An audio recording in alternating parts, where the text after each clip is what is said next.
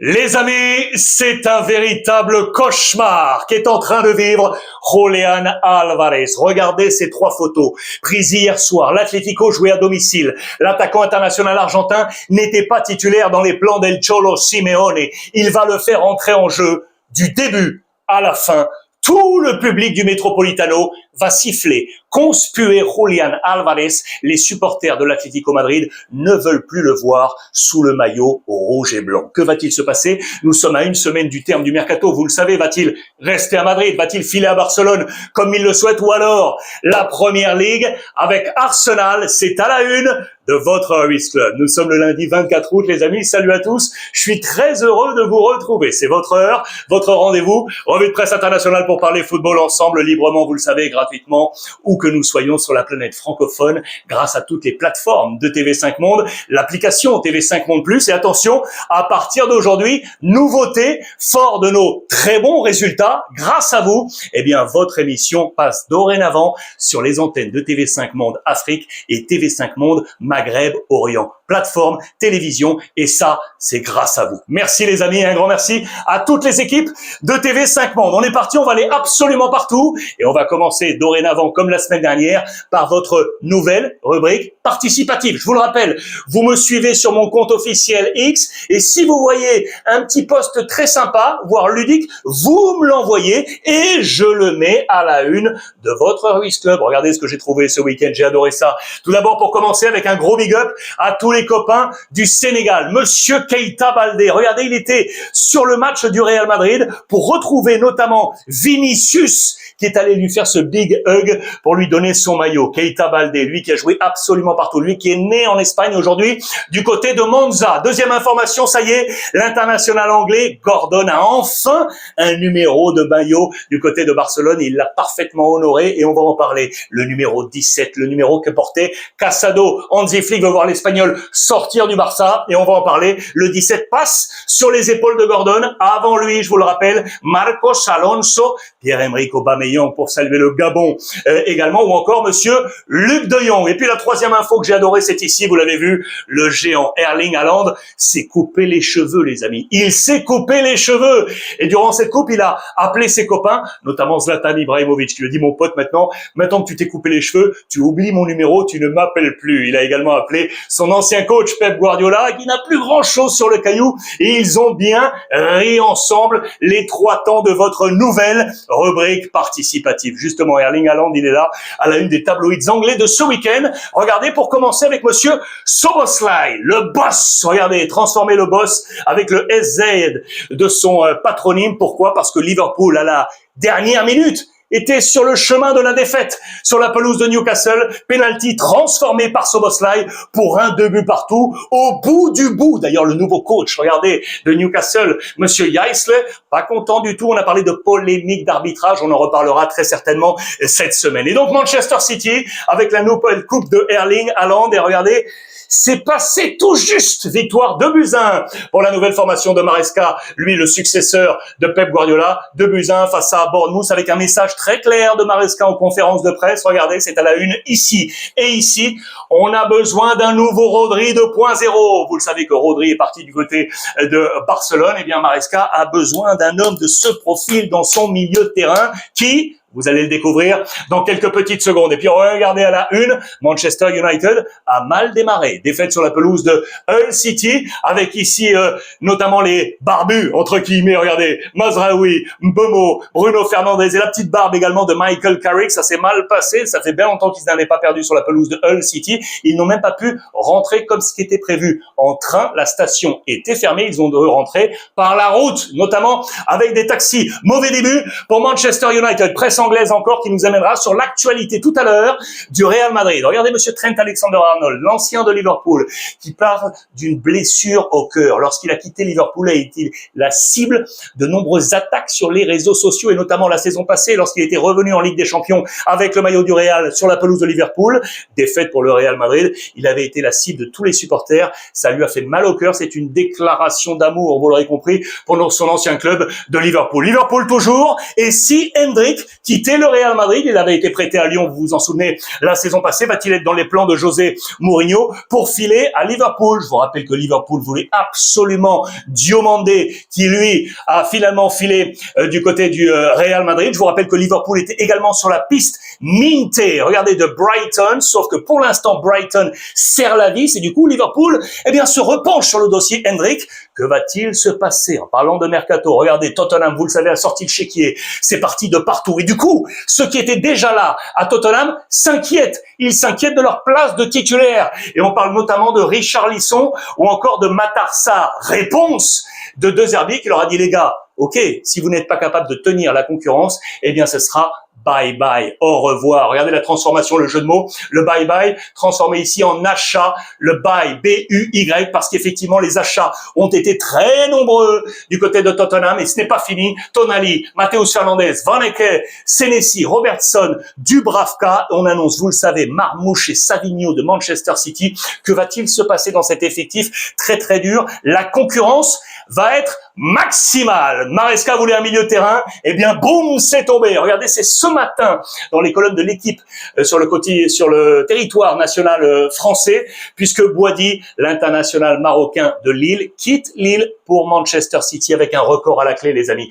100 millions d'euros. Le LOSC fait de son prodige marocain la plus grosse vente de l'histoire de la Ligue 1 à l'étranger. Il va donc rejoindre cet effectif où Anderson était arrivé, vous le savez, de Nottingham Forest. Anderson, Boadi, Cherki, dites-moi, franchement, ça a de la gueule dans cet effectif de Manchester City. Le Paris Saint-Germain, champion en titre et champion d'Europe, ça a été dur sur la pelouse rennaise. Rennes a mené 2-0, les amis, face au Paris Saint-Germain. Et Paris va revenir à serrer le point pour revenir grâce à qui? Grâce à sa paire espagnol. L'été de folie pour Fabian Ruiz et pour Ferran Torres, champion du monde ensemble. Ferran Torres qui a quitté le Barça pour rejoindre le Paris Saint-Germain et son coéquipier en sélection, passe décisive du premier pour le deuxième. Ferran est entré et c'est lui qui marque les 2 buts en faveur du Paris Saint-Germain. Regardez les notes d'ailleurs du côté du PSG, elles ne sont pas très bonnes pour bon nombre de Parisiens. Dembélé a pris un 3, regardez, il y a des 4 également un petit peu partout et donc logiquement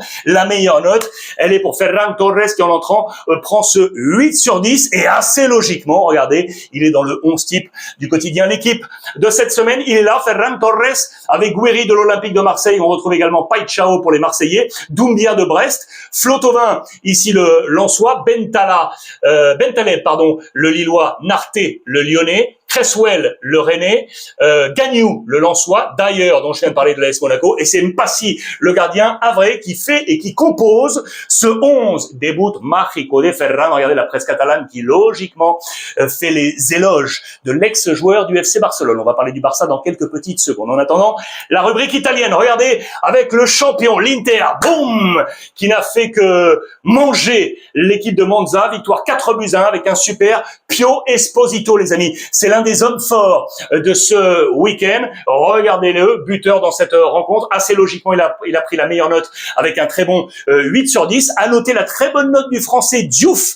2 passes décisives pour lui. Mais regardez Pio Esposito et on se pose une question du côté de l'Italie. Est-ce qu'il ne va pas monter dans la hiérarchie des attaquants et passer devant Thuram? Imaginez, Lautaro Martinez, Thuram, Pio Esposito, qui va choisir et quelle sera la nouvelle hiérarchie des attaquants du côté de l'Inter Milan, plutôt très intéressant. Je voulais vous montrer ça également avec Lautaro Martinez, parce qu'on va parler évidemment du mercato du Barça. Vous le savez que le Barça éventuellement voudrait aller le chercher. Bien évidemment, la presse italienne nous le rappelle aujourd'hui, on ne le touche pas. Le capitaine et meilleur buteur historique de l'Inter Milan ne devrait pas bouger. Le Sport Week, le complément de la Gazzetta dello Sport d'ailleurs, le met en avant pour la présentation de la nouvelle saison de la Serie A. Que va-t-il se passer? Actu Barça dans quelques petites secondes. Le voisin l'AC Milan, très bon démarrage avec un nouveau visage dont je voulais absolument vous parler. Cissé, 19 ans, il marque l'un des 2 buts de l'AC Milan pour la victoire sur la pelouse du Torino, 2-1. L'autre but est marqué par monsieur Adrien Rabiot. Et le Français a marqué l'un des buts de la victoire de l'AC Milan. Voilà des bons débuts pour Amorim avec le boss Cardinal et qui a surveillé ça de près, bien évidemment. Meilleure note, vous le voyez, pour Adrien Rabiot. La très bonne note pour le Baby Cissé que vous voyez. À noter au plan des mercato, regardez Nkunku qui devrait retourner du côté de Leipzig. Et attention, le Français Fofana ou encore Tomori. On nous parle de la Première Ligue. Mercato très actif, vous le savez, du côté de l'AC Milan où on cherche des sorties. La Juve également s'est imposé sur la pelouse de Frosinone avec la meilleure note pour Bremer. Attention, la moins bonne, elle est pour Randal Colomouani qui vient d'arriver, vous le savez, retour en provenance du Paris Saint-Germain du côté de la Juventus de Turin où il était déjà passé. Il y a un problème en attaque. Vous le voyez que là, le coach Spalletti pas content du tout et du coup, eh bien, on veut, vous le savez, un nouveau numéro 9 de complément. Deux pistes dont on avait déjà parlé sur les antennes du Ruiz Club. La première, Manchester United, c'est Zirkzee. La deuxième, Atlético Madrid. Sorloth, qui n'a pas joué, il était touché. Eh bien, regardez, le nouveau numéro 9 de Spalletti, peut-être l'un de ces deux hommes. En attendant, c'est Bremer, le défenseur, qui a donc marqué ce but de la victoire ultra important pour la Juventus. Le Napoli a également bien démarré, les amis, pour Max Allegri, le nouveau coach, avec au cœur de tout ça, un homme, monsieur Kevin De Bruyne. En fin de semaine passée, je vous avais dit que on ne pouvait pas se passer de la magie. Il a été élu MVP dans ce match. Il a marqué d'ailleurs le premier but de la formation napolitaine. Vergara marqué le deuxième pour la victoire 2-0 sur la pelouse du Genoa. Il est au cœur de ce jeu. Regardez, quel que soit le changement tactique en 4-3-3 ou en 4-2-3-1 pour Max Allegri, eh bien De Bruyne est là pour distribuer. On parle de la magie de De Bruyne. Il est le véritable guide de ce Napoli, affaire à suivre. Du côté de Côme, les amis, là il y a un peu de surnombre. C'est un groupe XXL. Il y a beaucoup de joueurs sous les ordres de Cesc Fabregas. Et aujourd'hui, pour faire de la place au petit Liberali, joueur italien très attendu, eh bien regardez, Liberali est ici. Il devrait y avoir Diao, Pass, Baturina. Un de ces trois hommes pourrait devoir laisser sa place si on veut absolument faire entrer dans le jeu le jeune Italien Liberali. Je vous en reparlerai. Ce soir, il y a un énorme match ce soir entre la Roma et la Fiorentina. Les deux coachs, Gasperini et l'ancien de l'Olympique lyonnais, monsieur Fabio Grosso, 48 ans. Dybala face à Mastantuono, l'ex du Real Madrid. Mercato entre ces deux équipes. D'ailleurs, regardez, du côté de l'AS Roma, avec un nouveau nom dont on parle depuis maintenant quelques heures, c'est monsieur Jayden Oosterwolde. Regardez, il est actuellement du côté de Fenerbahçe, le néerlandais, avec une valeur marchande à 20 millions d'euros, contrat 2028. Que va-t-il se passer notamment avec l'AS Roma? Il devrait débouler du côté de la Serie A. Lui, Moïse Kean, c'est un sujet très attentif depuis maintenant plusieurs semaines et on en parle ensemble. Va-t-il, oui ou non, quitter la Fiorentina? Comme Fabregas le veut absolument et du coup, regardez, la Fiorentina est partie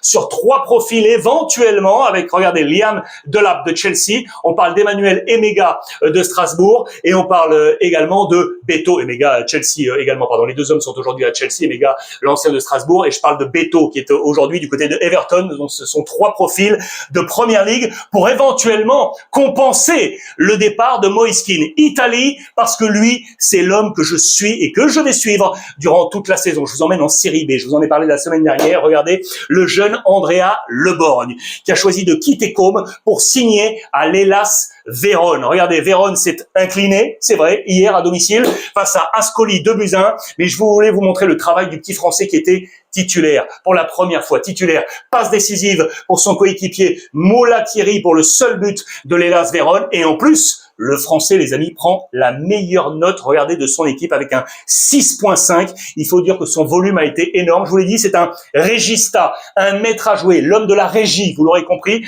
Regardez la ligne défensive 2, 27, 5, 6. Ici, regardez la position d'Andrea Leborgne, très basse. La première rampe de lancement, c'est lui. Le distributeur, c'est lui. La lecture du jeu, c'est lui. Regardez son volume absolument partout, à la fois sur le plan défensif comme offensif. La qualité de projection d'Andrea Leborgne. Il demandera à sortir en deuxième mi-temps parce qu'il a absolument tout donné. Mais suivez bien ce nom, Andrea Leborgne, 20 ans, je l'adore, régista, du côté de l'Hellas Vérone. Regardez d'ailleurs sur les réseaux sociaux la joie de cette passe décisive. Tous ses coéquipiers vont venir sur lui et notamment le buteur qui est venu le féliciter. J'adore ce type d'image. En parlant de jeunesse, l'actualité du Real Madrid. Madrid s'est imposé, vous le savez, sur la pelouse de l'Espagnol 2-1 avec, ça y est, Espi, le petit nouveau, 19 ans, qui est est arrivé de Levante. Regardez l'accolade qu'il prend comme ça.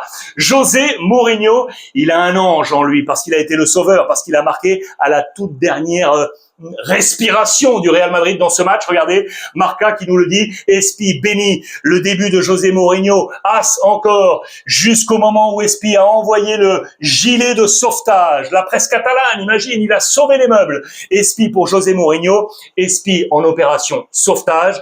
Vous l'aurez compris, il a été l'un des hommes forts du Real Madrid. Regardez l'autre, c'est Jude Bellingham qui a marqué le premier but en faveur du Real Madrid, le premier but de la saison pour les Madrilènes. Jude, l'attaquant ABP, à ballon parado, sur coup de pied arrêté, les amis. C'est pour mettre en avant le travail du staff de José Mourinho, et en l'occurrence, Pedro Machado, c'est lui le spécialiste des coups de pied arrêtés. Premier match, et boum, Jude Bellingham qui marque de la tête. En parlant de Jude Bellingham, vous savez qu'il y a une des interrogations au Real Madrid, qui jouera titulaire, Bellingham ou Arda Güler? Là, les deux hommes étaient titulaires. Et du coup, José Mourinho n'a pas levé, vous l'aurez compris, le doute dans ce titre. Regardez le plan de bataille du coach portugais. Ils étaient là, les deux hommes, Bellingham, Arda Güler. Le 11 titulaire, Carreras, Huysen, Konaté, Dumfries, Bernardo Silva, Valverde, Vinicius, Bellingham, Güler, Mbappé et bien évidemment Thibaut Courtois. Ce qui est intéressant dans ce 11, regardez, et dans les changements de José Mourinho, tous les nouveaux, je dis bien tous les nouveaux, ont joué. Regardez, titulaire Konaté, titulaire Dumfries, titulaire Bernardo Silva, sont entrés en jeu. Cucurella,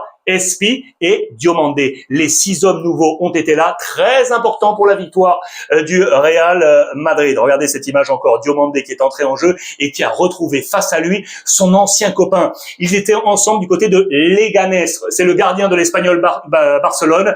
Mitrovic, regardez, il va lui sauter dessus et bien évidemment on va échanger les maillots. J'adore ce type d'image, ça fait du bien. José Mourinho, l'homme aux 2 visages, regardez dans la presse catalane, pourquoi? Souvenez-vous de cette photo.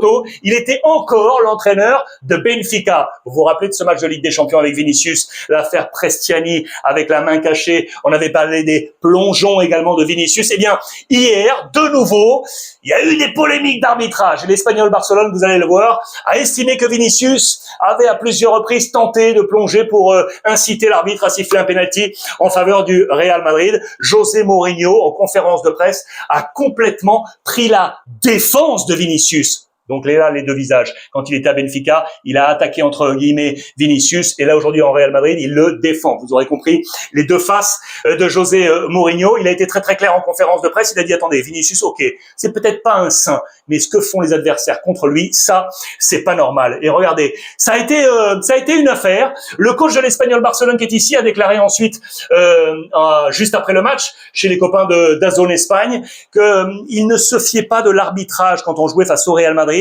Et quand il a vu bon nombre de ses joueurs être avertis, il a fait des changements un peu par défaut pour sortir les joueurs avertis, pour ne pas prendre de risques, pour ne pas être réduit à 10. On parle de nouveau de l'arbitrage pro Real Madrid. Et donc, il y a cette histoire de piscine de Vinicius. Regardez le tweet officiel de l'Espagnol de Barcelone. À partir de combien de piscines on peut commencer à sortir le carton jaune? Il y a eu des réponses de partout des Madrilènes, avec notamment les photos de Calatrava, le défenseur de l'Espagnol de Barcelone, qui a envoyé quelques bons taquets sur Vinicius, et là aussi ça méritait quelques cartons. Thibaut Courtois a été interrogé, vous pouvez imaginer derrière en zone mixte, il a défendu absolument tout le monde, et bien évidemment il a dit à Vinicius, il faut arrêter de le taper ainsi. Toutes les équipes vont sur Vinicius, il faut arrêter tout ça. Regardez Thibaut Courtois qui a également été interrogé en marge sur le fait que Rodri choisisse le Barça et non le Real Madrid. Eh bien regardez, c'est une peine pour lui. C'est une peine pour lui. Le message est très clair de la part de l'un des capitaines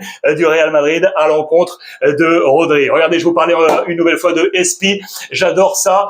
On nous dit que José Mourinho nous dit c'est incroyable de voir le colosse, le potentiel physique qu'il a. Quand je le vois des fois aller torse contre torse avec Konaté ou encore Rudiger, qui sont 2 monstres, eh ben, je peux vous dire que il mérite le combat. Il faut dire que c'est effectivement un vrai gros bébé. Le père Espi, très intéressant pour l'attaque du Real Madrid. D'ailleurs, regardez, il est dans le 11 type de Marca de cette semaine. Il y a 2 Madrilènes, Konaté et Espi. Il y a 2 Catalans, Fermin et Rafinha. Dernier détail sur Espi, regardez, 12 buts inscrits sur l'année civile pour l'instant 2026. Il avait été l'un des hommes forts du sauvetage de Levante en 2e partie de saison la saison passée. 11 buts marqués. Eh bien, sont premiers avec le Real Madrid, ça fait 12 sur l'année civile. Le Barça, on y va. Allez, avant l'affaire Julián Álvarez et ce divorce total, le Barça s'est imposé 5-0. La manita, vous le savez en espagnol, mano, ça veut dire main, manita, c'est quand on en met 5.